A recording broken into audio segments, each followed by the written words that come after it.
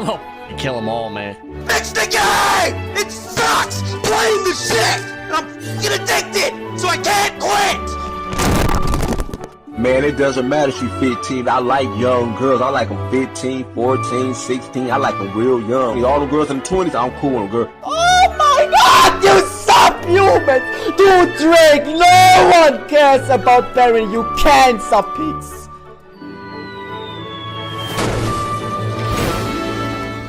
Welcome back to the Papa Meat channel. How you doing? How you doing? Come on in and sit on down because today we're talking about one of the worst games to ever grace this planet.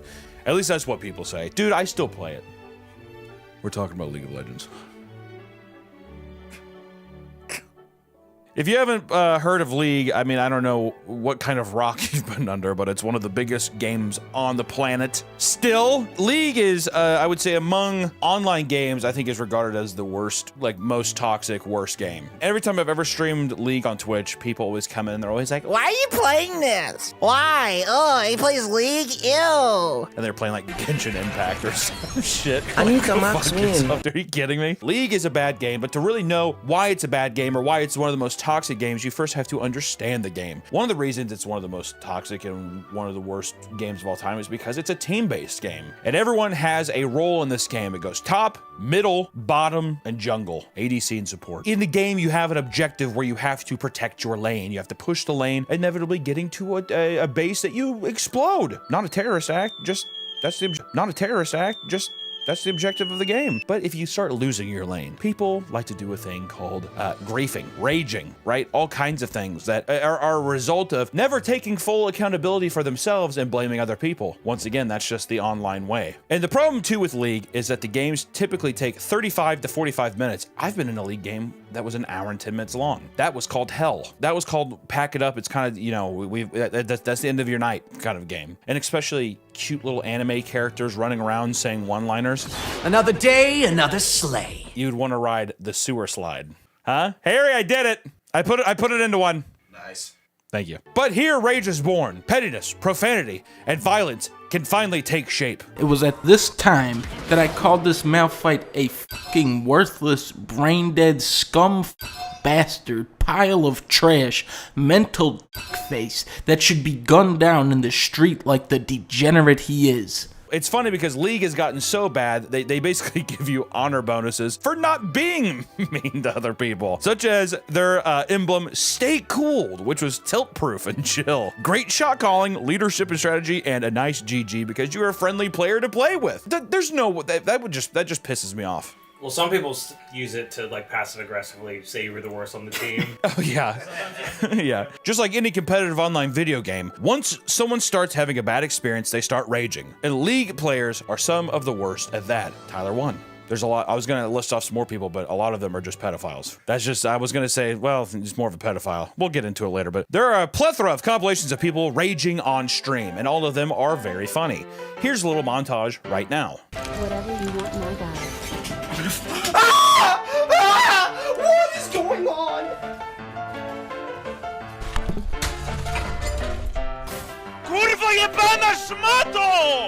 Just get cancer and die from it. That's all I wish for these pedophile cancer patients in game, of course.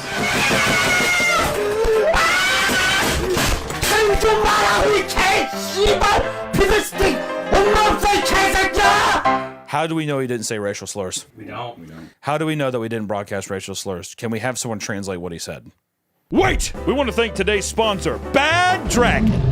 Now, listen, if you've been watching the channel for a while, Bad Dragon isn't new to you, but maybe some of your fantasies are, maybe some of those kinks. Bad Dragon is probably the leader and most amazing fantasy adult toy product producer we've ever met and even seen. They're the best fantasy adult toy product maker in the universe. We've met with them personally. We've gone to the facility. It's the cleanest, the coolest, the chillest people we've ever met in our lives, and I gotta tell you, you gotta explore it and just give yourself or your partner a little taste of love. Go to the website. I'm telling you, there's gonna be something for you in some kind of way. We've made our own toy with them before, and it was awesome. It's won awards. Sorry to say it, but we're award winners now. And if you're looking to spice up something in your own life or wanting to bring something new to the bedroom, you know, because I get it, dude. You be with your partner for a long time, it's like riding the same roller coaster 1,000 times in a row. It's gonna get boring, all right? So do yourself a favor, go to Bad Dragon, find something you like, and treat you and your partner right. That's Bad Dragon. Tell them we sent you. Tell them we love you. Thank you, Bad Dragon, for sponsoring the channel. Back to the video.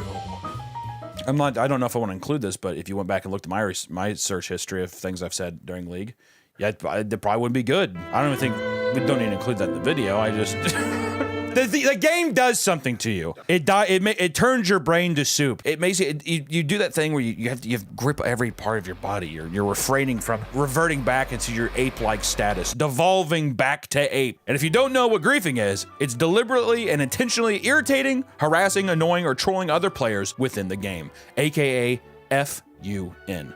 Fun. That's what it is. That's like probably the only fun part of League. But what are some toxic things you can do in the game? I feel like I'm giving people a guide on like how to like make a bomb kind of thing.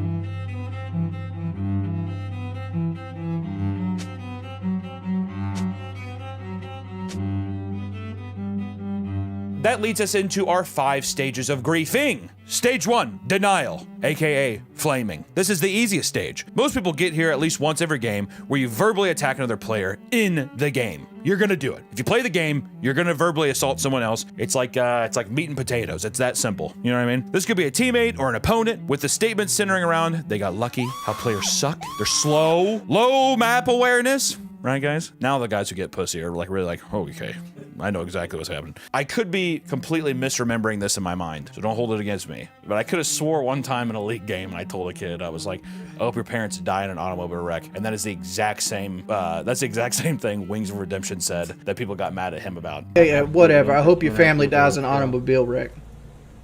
What? It was the heat of the battle! It was the heat of the battle, which led me into stage 2. Anger.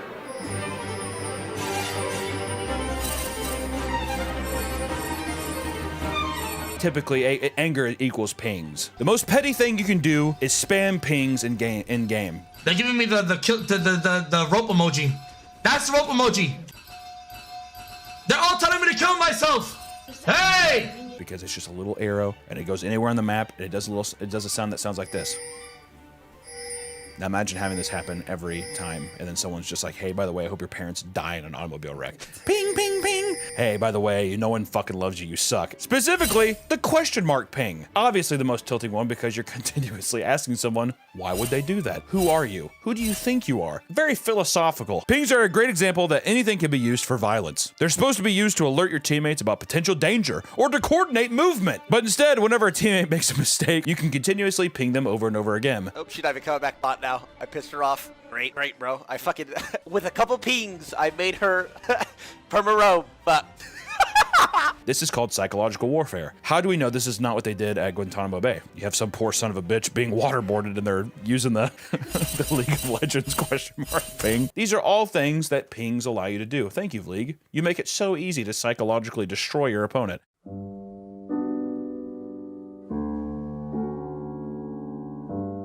Which leads us into bargaining, which the next step involves players trying to punish members of their own team, which seems like the last 2 steps, but this gets a little more chaotic. Usually, they have been beefing in chat with one another, like I said before, nice little chat that looks something like this, throwing some pings, throwing like a, I don't know, like Linkin Park soundtrack or something that you're probably listening to while you're playing. When all hope seems lost and someone is at their complete wits end, they do a nice Chris Benoit, right? They ride the sewer slide. The person runs into enemy towers and intentionally sewer slides themselves. I'm tired of the unalive. That was a good one. Sewer slide.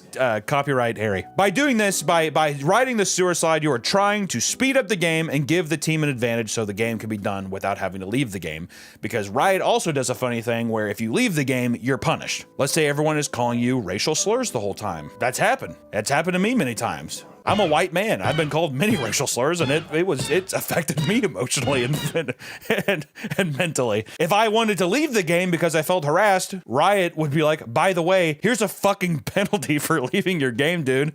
This is the bargaining stage because sometimes the person just wants the other players to apologize and admit they're wrong. Yeah, fucking right, dude. Then the next stage is depression, rage quitting. A person exits the game and doesn't come back. This is one of the ones where your teeth grit together, you slam your fist, you're kind of talking to yourself. So trash. I'm so you're washed up, you motherfucker. You short little head bastard. Get out of my head. You don't tell me what to do. I'm a good player. I'm a good player. You do that thing where you're like yelling, but you're gritting your teeth. I hate it. And it stays with you all day. As soon as you rage quit from a game, that shit stays with you indefinitely. I'd say deep-rooted scars that last with you for years. Jacob don't even play the game anymore. Can't stand it.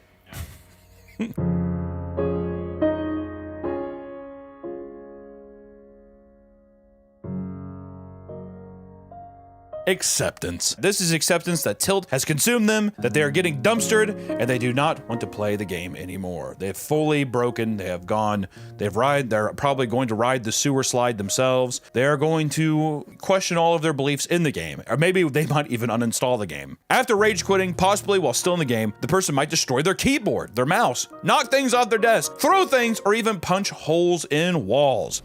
Oh my f***ing god! I just broke my glasses. Shout out my friend Lucas back in the day. Creeps. It is seriously embarrassing watching you miss creeps when there isn't an enemy around. Mary! Shut the God! Oh, I hate this!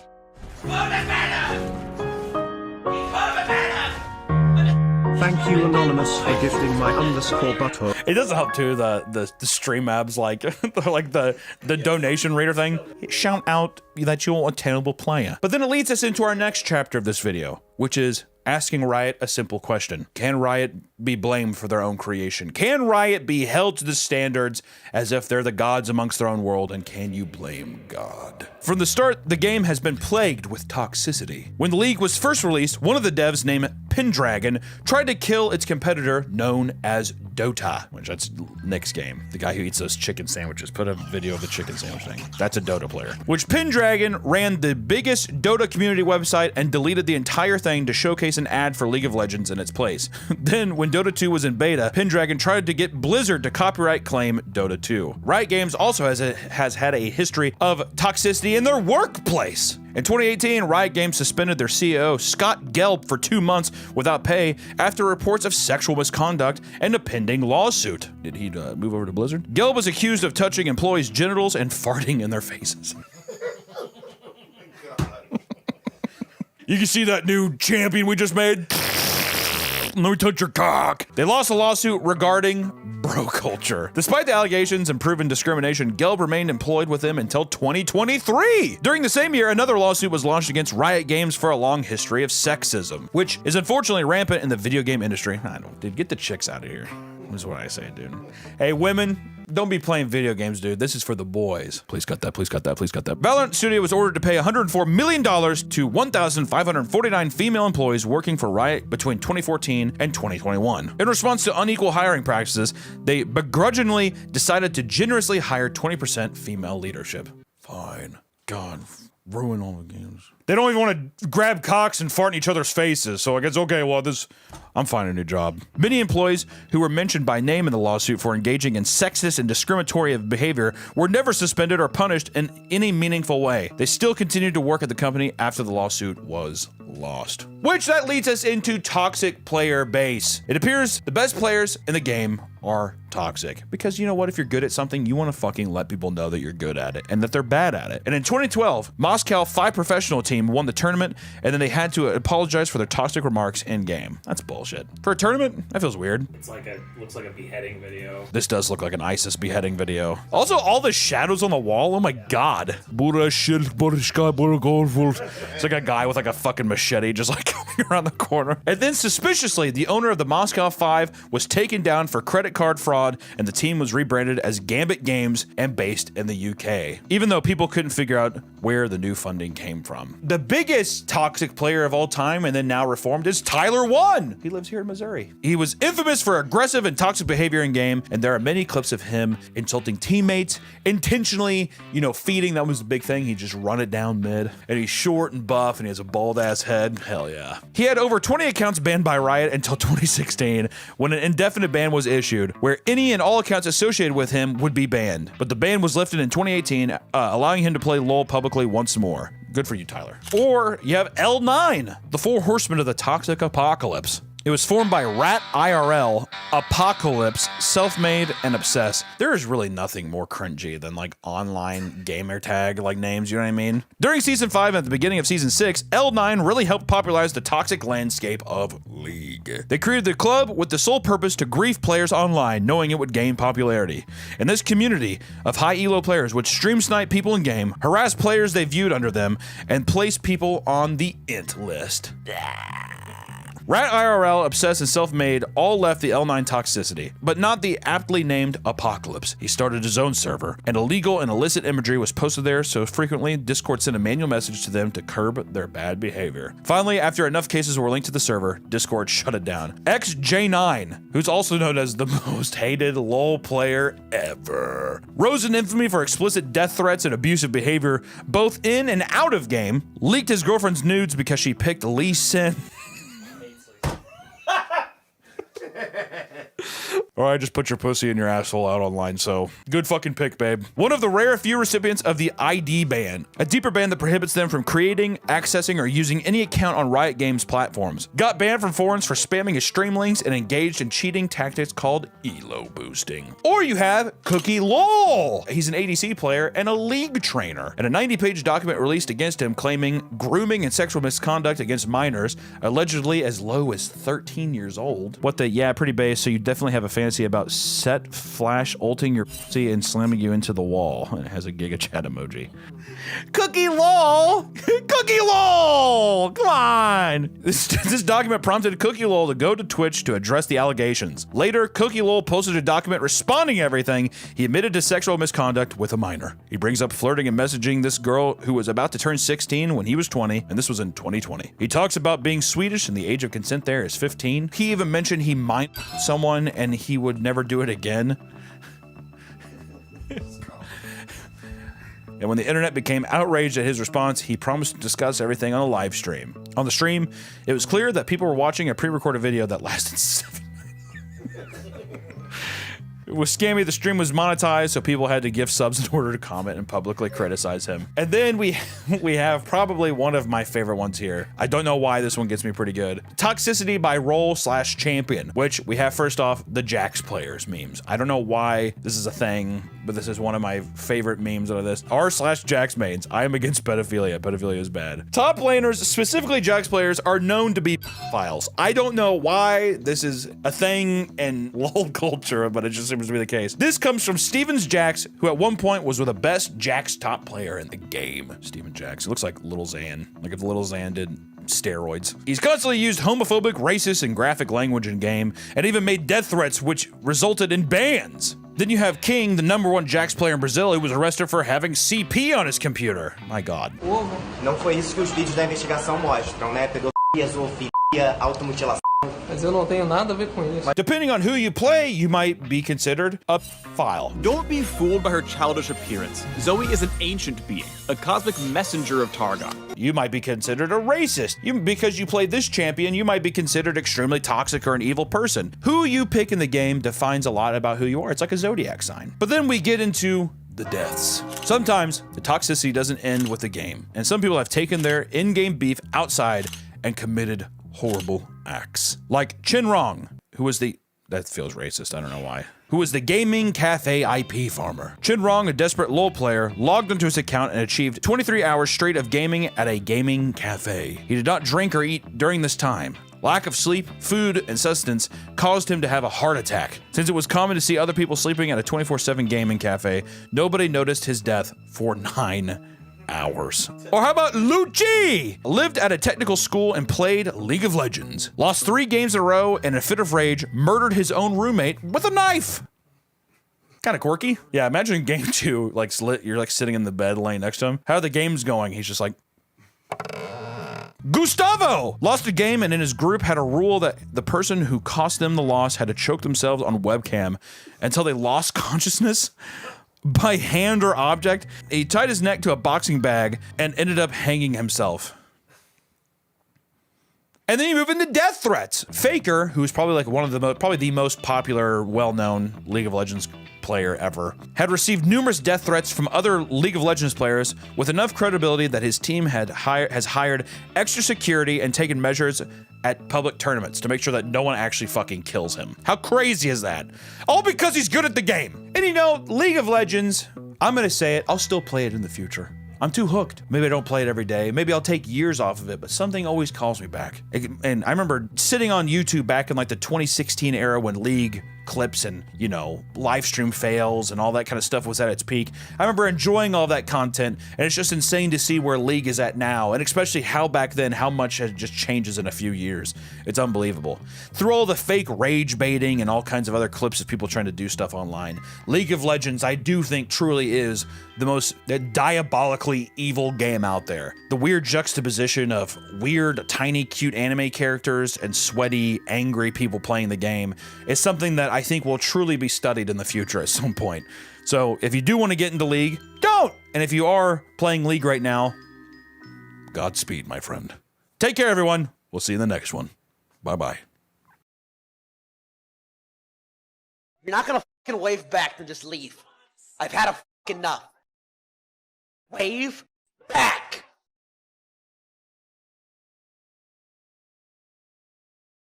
I think the court, we can move on for the Riot Games became so ubiquitous with ubiquitous. Riot Games became so ubiquitous. Riot Games became so ubiquitous. Tyler Steinkamp. Is that his name? His full name? I don't know. I'm just gonna put Tyler one.